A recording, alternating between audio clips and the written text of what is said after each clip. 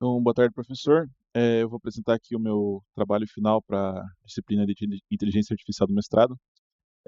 Modelagem de fuzzy para previsão de consumo elétrico residencial, integrando variáveis ambientais e comportamentais, por Arthur Schopenhauer. Então, só para dar um contexto do que eu fiz aqui, eu acho que não é de hoje que a gente pode observar que a demanda energética de diversos setores da nossa cidade tem aumentado dos últimos anos para cá.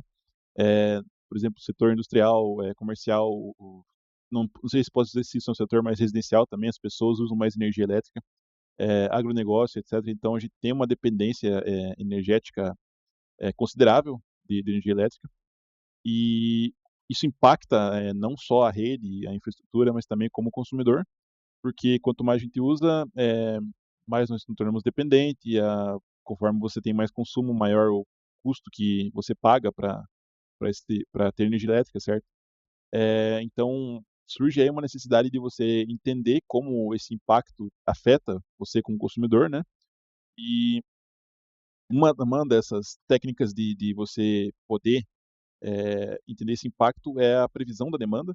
Existem algumas técnicas que você consegue utilizar para prever a demanda baseada assim no seu contexto residencial, ou de negócio, etc.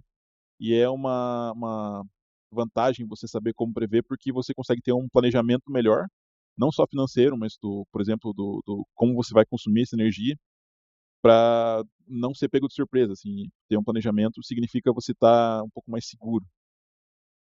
E aí como que eu fiz isso para usando uma das técnicas de inteligência artificial, né. Eu usei o Fuzzy para criar esse modelo. Esse modelo então, eu usei como base a residência dos meus pais, que é em Rio Negrinho, Santa Catarina. A Celesc, ela tem uma base de dados ali que você consegue ver o histórico de consumo de anos atrás, porém, o que ela tinha disponível ali para eu pegar era só 2023 para até hoje, então 2023 janeiro até julho 2000 e junho, perdão, 2026, são 42 amostras, que é de mês a mês. Dessas 42 então eu consegui obter o consumo de energia em quilowatt e com esse consumo, então, eu uso ele como base para quando o meu sistema Fuzzy for criado, ele consegue ter essa avaliação. Do sistema do Fuzzy, então, a gente consegue fazer ele no MATLAB, eu usei o MATLAB como ferramenta. Por que ele é legal, né, para esse sentido, a gente consegue descrever esse comportamento do sistema em como posso dizer, esse comportamento humano, né, não são valores exatos ou valores numéricos, você consegue dizer a ele que a saída deve ser assim, conforme um comportamento, uma informação linguística. E ele trabalha também com conceitos nebulosos, então ele não fica preso, não fica engessado em valores que são exatos, ele consegue criar regiões de interpolação, dadas as funções de inferência que a gente cria para ele entender assim que existem meias verdades, não são só apenas valores fixos e engessados. E daí, então, mais para frente eu vou explicar como o que as variáveis, as regras e etc que eu fiz. No MATLAB, então, tem essa aba dos aplicativos aqui e tem esse Fuzzy Logic Designer, que é uma interface de blocos que você consegue criar o seu diagrama para usar o Fuzzy. É bem autointuitivo aqui, mas achei legal mostrar pelo menos, tá? Porque na versão 2026 ela é diferente um pouco do que é o padrão usado, né? Esse é o MATLAB mais atualizado. É, quando você cria ele, ele mostra o bloco do cálculo do sistema, a saída e entrada. Então você pode colocar aqui quantas entradas você quiser. É, não tem muito limite. Eu coloquei três, que seriam então o número de pessoas que estão lá em casa, que estão usando energia. A lógica então seria lá em casa mora meu pai, minha tia e minha mãe. Então sempre tem três pessoas, que é o valor mínimo. E conforme eu e minha irmã pegamos férias, que a gente mora aqui em Curitiba, a gente vai para lá passar um tempo e seriam cinco pessoas no máximo. E aí, como eu e ela temos aparelhos individuais que consomem energia elétrica, a gente tem um impacto na conta também. Daí o dias em casa que nós estamos lá, por exemplo, pode ser que eu e minha irmã vamos visitar eles, mas a gente sai de férias para algum outro lugar, então não tem ninguém em casa. Por exemplo, então no mês, que é a medição, a gente ficou lá apenas 10 dias, outros 20 a gente passou na praia. e isso impacta muito no consumo, porque daí fica só os aparelhos que não podem ser desconectados da tomada ligados, né. E eu também coloquei temperatura, porque Rio Negrinho é uma cidade que tem uma variação de temperatura, é bastante frio no inverno e é bastante quente no verão. Então, conforme o calor aumenta, você usa bastante ar-condicionado, ventilador, etc. Então, lá em casa tem 3 ar-condicionados, impacta bastante na conta. E daí a classificação de saída aqui que eu vou mostrar um pouco mais pra frente também, eu classifiquei como cinco funções de diferença, que são consumo baixíssimo, baixo, médio, alto e altíssimo. Aqui então, para explicar as funções de inferência que eu tive da entrada aqui, a primeira coisa que eu queria chamar atenção é da variável aqui de pessoas que estão morando lá. A lógica do fuzzy é você fazer essa interpolação das funções de inferência, certo? Mas não dá para você dizer que existem 3 pessoas e meia ou algo assim. Então eu tive que deixar elas separadas, então não tem interpolação, se o professor quiser estiver olhando o gráfico aqui, elas estão bem separadas aqui. Eu vou explicar um pouco mais para frente como isso impacta no resultado final, né? Mas para essa variável eu deixei assim. Para a variável dos dias em casa, então tem uma interpolação. Eu deixei ela um pouco pequena também, vou explicar um pouco mais para frente por que eu tomei essa decisão de deixar o valor bem baixo aqui. Eu separei então em poucos dias, alguns dias e muitos dias, cada um tem um range mais ou menos de 10 a 12 dias ali que você entende que se você passar poucos dias em casa, a conta baixa, alguns dias em casa a conta está no meio e muitos dias a conta está em cima. E daí para o frio, ameno e quente, que é a temperatura, que eu escolhi essas três variáveis aqui, a lógica é a mesma.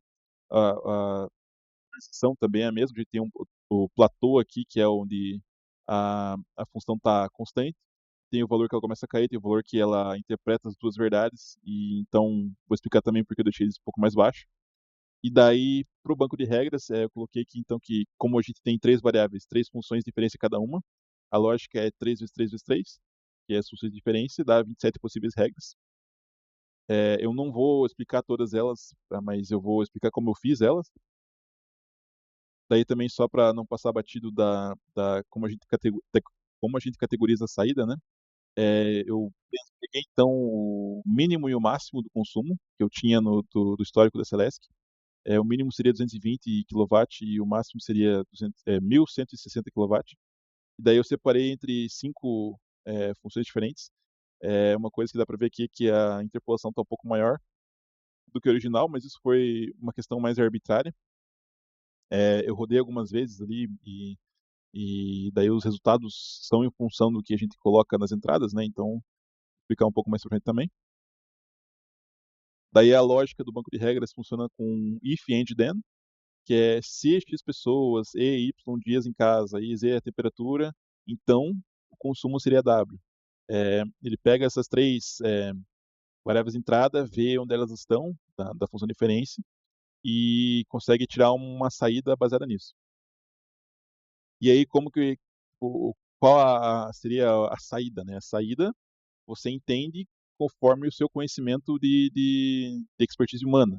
Por exemplo, se 3 pessoas estão em casa e dessas 3 pessoas, elas não passaram muitos dias dentro da casa, a temperatura está baixa, você entende que a conta vai ser baixíssima, porque não tem ninguém usando energia, os ar-condicionados estão desligados e tem poucas pessoas, então é sempre o mínimo.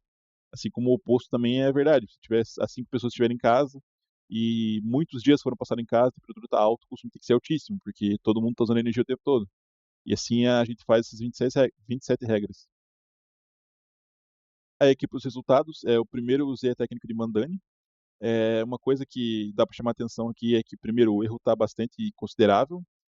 No primeiro gráfico aqui, a linha azul seria o consumo real do histórico que eu consegui da Celesc, e o vermelho seria o que o modelo está chutando. Daí aqui o gráfico da direita aqui é o erro, né, um menos outro, um valor do ponto menos outro aqui para a gente poder ver em termos de kilowatt, né? Então ele não conseguiu captar a precisão de ponto a ponto, mas uma coisa que eu acho que dá para chamar atenção é que ele tem uma tendência de captar o comportamento dinâmico. E o que quer dizer com isso, né? Quando o histórico está abaixando, o modelo abaixa também. Por você ver aqui nos primeiros meses. Aí, alguns pontos que isso não acontece, por exemplo, ponto 11 aqui, ele chuta um valor bem para cima, mas o histórico vai para baixo. Mas em grande norma aqui, se você seguir o comportamento dos dois, conforme o histórico aumenta, o modelo aumenta, e conforme o histórico abaixa, o modelo abaixa. Uma coisa que dá para ver também aqui é que tem alguns platôs, umas zonas de saturação no modelo que ele começa a chutar o mesmo valor vários meses seguidos. Eu vou explicar no final ali na discussão por que isso acontece. É, e daí que, usando o Takagi Sugeno, que é uma técnica diferente do Mandani, o Mandani ele faz a saída baseada em termos linguísticos e o Takagi Sugeno faz baseado em termos de equação. Você tem uma opção que você coloca a saída linear e cada variável de entrada tem um peso que o seu programador determina, né, para dizer, ó, eu quero que a temperatura tenha X peso se a conta for baixa, a temperatura for os dias passados em casa tem X peso, Y peso quando a temperatura, o consumo for alto. Então você consegue determinar assim. É, os valores estão diferentes aqui, se você colocar eles lado a lado. Primeiro é uma coisa que eu comentei da saturação do anterior, né? Aqui ele não tem tanta essa saturação, ele consegue variar um pouco mais, mas o erro geral das medidas aqui está um pouco maior. Ele também consegue capturar um pouco a tendência de aumento e diminuição do histórico em relação ao modelo, só que ele está um pouco pior na precisão das medidas, né, na exatidão das medidas, ele está um pouco mais longe. E aí é o que a gente tem que discutir em relação a isso, né? É, primeiro que quando a gente compara um ponto a ponto, tem alguns fatores que influenciam esse erro. Primeiro seria as variáveis de entrada que eu escolhi. Eu escolhi temperatura, pessoas que estão em casa e dias fora de casa, mas não necessariamente isso são as melhores variáveis que eu podia ter escolhido. Isso pode, então seria uma falha do programador, né? Porque primeiro, não são só essas três que influenciam a conta de luz, o consumo, tem mais variáveis. Porém, quanto mais você começa a adicionar e mais funções de inferência, você tem mais regras e, eventualmente, algumas regras começam a se anular ou o sistema começa a ficar muito complexo, que não é o objetivo de usar o fuzzy, né? O objetivo do fuzzy é ser algo mais fácil de ser entendido. Então, talvez as variáveis de entrada que eu escolhi não sejam as melhores, talvez tenha alguma que capture melhor o porquê o histórico funciona desse jeito que ele está ali. Então, talvez se tivesse escolhido alguma outra variável melhor, ele talvez é, teria valores mais próximos. Além das variáveis, as funções de inferência das variáveis, os valores que eu escolhi ali, por exemplo, é, se eu disser assim que os valores de temperatura, da média de temperatura que eu peguei do IMET, que é o histórico dos últimos anos ali, a menor temperatura seria 9 e a maior seria 22. Aí eu coloquei que a temperatura fria está entre de 9 até 11. Mas pode ser que se eu colocasse de 12, 13, os valores seriam um pouco melhores. Então, tem esse fator de escolha. Eu escolhi esses valores porque eu fiz alguns testes antes e o erro das medidas começou a baixar conforme fui escolhendo esses valores que estão ali. Também, então, do que eu falei ali da interpolação das funções de inferência, a região que eles ficam interpolados ali, que foi baixa. Eu escolhi esses valores baixos porque conforme eu ia aumentando, o erro ia aumentando também. Então, para baixar o erro, para ficar o mais fiel possível, eu escolhi aqueles valores. E aí também tem o fator humano, que é algo que dificilmente dá para prever 100%. Então, se a gente pensar assim, em janeiro é um mês que a temperatura é alta e está todo mundo em casa, às vezes. Mas daí, se a gente vê ali do histórico, tem um janeiro que está abaixo, tem um janeiro que está médio, tem um janeiro que está alto. Tem fatores que não dá para prever, por exemplo, está todo mundo em casa, mas a gente não passa o dia inteiro em casa. Pode ser que a gente passe o dia inteiro na casa de outra pessoa, que é um pouco mais confortável. Então, não, do jeito que o modelo está agora, eu não consigo capturar todas essas variáveis possíveis. E aí, concluindo, então, do jeito que ele está agora, esse modelo, eu acho que ele não está servindo para prever, porque o erro está muito alto. Mas uma coisa que eu achei legal dele, que eu tinha comentado, é que ele consegue capturar o comportamento dinâmico, ou seja, ele aumenta quando o histórico aumenta e diminui quando o histórico diminui. Isto, se você olhar os erros daí, ele faz uma superestimação, que chuta valores mais altos na grande maioria das amostras ali, que é legal pelo menos para ter um planejamento financeiro, você ter um valor mais alto e planejar para um valor mais alto, isso não te fere tanto quanto faltar dinheiro para pagar alguma coisa. Seria pelo menos um bom ponto de partida para você entender como prever a sua demanda, como salvar dinheiro para pagar as suas contas. Eh, então, conforme eu disse, as variáveis de entrada, elas não podem não ter sido as melhores escolhas, e que talvez outras técnicas teriam sido melhores aplicadas aqui. Eu usei fuzz então justamente como eu falei, porque a base de histórico que eu tinha são só 42 pontos. Por exemplo, se eu quisesse usar redes neurais, eu teria que ter uma base maior, porque uma base pequena seria, um pouco ruim para redes neurais, ele ia ficar um pouco preso, um pouco engessado e não ia conseguir ver nuances do sistema. Então, eh, eu diria assim que a aplicação da técnica ficou, legal, ver como ele funciona, porém o resultado não muito por causa dos fatores que eu expliquei na discussão. E acho que seria isso. Obrigado.